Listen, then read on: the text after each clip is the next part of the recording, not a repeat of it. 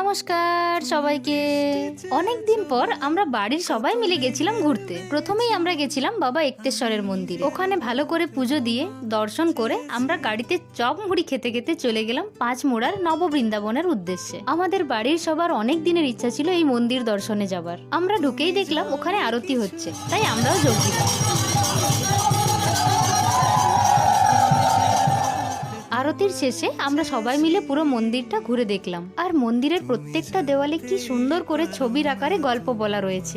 মন্দিরের মধ্যে কালী মায়ের খুব সুন্দর একটা মূর্তিও ছিল। ওপরে সবকিছু ভালো করে ঘুরে দেখার পর আমরা চলে এলাম নিচে। পুরো জায়গাটা ভালো করে ঘুরে দেখলাম। আর মন্দিরের পিছন দিকে ছিল একটা গোশালা, আর ছিল মহাদেবের একটা খুব বড় মূর্তি। সবকিছু ভালো করে দেখে নিয়ে আমরা খাবারের জন্য কুপন কেটে লাইনে দাঁড়িয়ে পড়লাম। তারপর ওই এত সুন্দর নিরামিষ প্রসাদ খেয়ে আমাদের সবারই মন ভরে গেছিল। খাওয়া দাওয়ার পর আরো কিছুক্ষণ ওখানে থেকে সবাই মিলে আইসক্রিম খেয়ে বাড়ি চলে এলাম।